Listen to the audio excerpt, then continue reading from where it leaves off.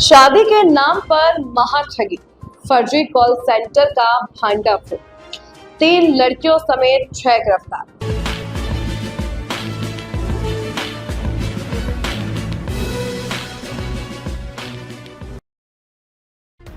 क्या आप भी ऑनलाइन जीवन साथी की तलाश कर रहे हैं? अगर हाँ, तो ये खबर आपके लिए है। फतेहपुर पुलिस ने एक ऐसे अंतर्राज्यीय गिरोह का पर्दाफाश किया है जो रिश्तों के नाम पर देश भर के लोगों की जेब साफ कर रहा था। पुलिस ने एक फर्जी कॉल सेंटर पर छापा मारकर 3 लड़कियों समेत 6 आरोपियों को गिरफ्तार किया है।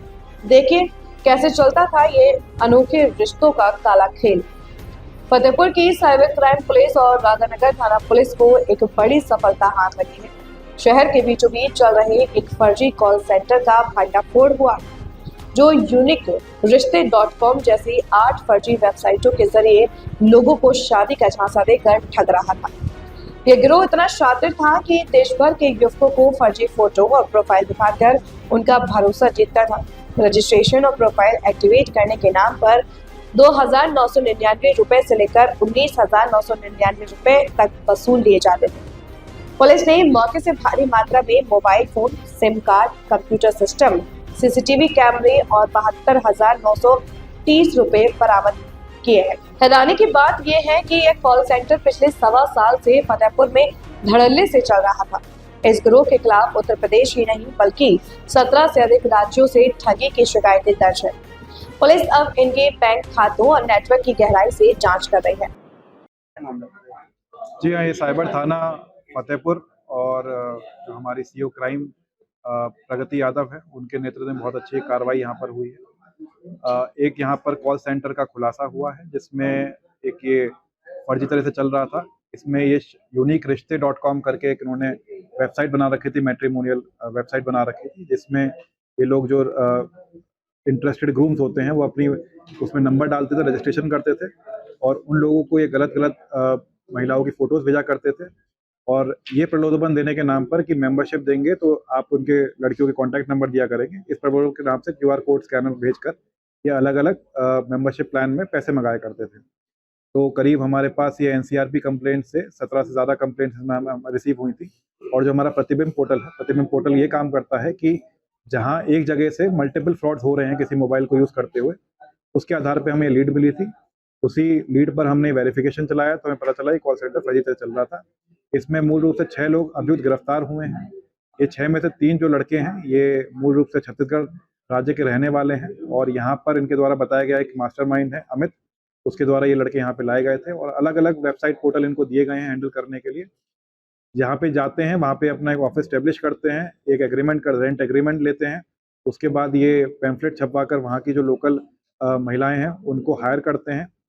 इसमें 3 महिलाएं भी हमारी अभियुक्त बनी हैं जिनके बेसिकली जो 1 साल से इस संस्था के साथ जुड़ी हुई हैं और रहने वाली मूल रूप से फतेहपुर की हैं, लेकिन उनका काम ये था कि बाकी जो और महिलाएं ये हायर कर रहे हैं उनको ट्रेन करती थी और एक तरह से उनसे कॉल सेंटर का काम करवाती थी। सर, यहाँ कितने समय से संचालित है? ये करीब 1.25 साल से यहाँ पे संचालित हो रहा है। किस तरह से लोगों संपर्क करते थे?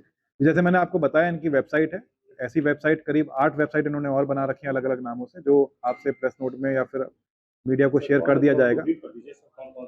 जी हाँ, मैं अभी लास्ट में इसको ब्रीफ करता हूँ कौन-कौन सी वेबसाइट थी। तो वो जब वेबसाइट बनती है, वेबसाइट बनने के बाद वो गूगल के माध्यम से इसका एडवर्टाइजमेंट करेंगे। एडवर्टाइजमेंट करने के बाद जो भी उसमें लड़का होगा जो इंटरेस्टेड होगा शादी करने में, वो अपनी डिटेल्स डालता है।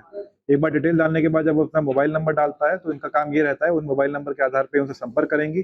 संपर्क करने के बाद उनको गलत फोटोज दिखा के प्रलोभन देकर उनसे पैसे लेंगे। सर, कितने लाख रुपए के अभी तक उन्होंने ठगी की है? जी, अभी तक बैंक स्टेटमेंट इनका हमने रिव्यू करने के लिए दे रखा है। बैंक स्टेटमेंट की डिटेल पूरी तरह से आ नहीं रही है, लेकिन अमूमन जितनी हमारी पूछताछ में पता चला तो ये 3 से 5 लाख रुपए महीने के हिसाब से ये लोगों से फ्रॉड कर रहे थे।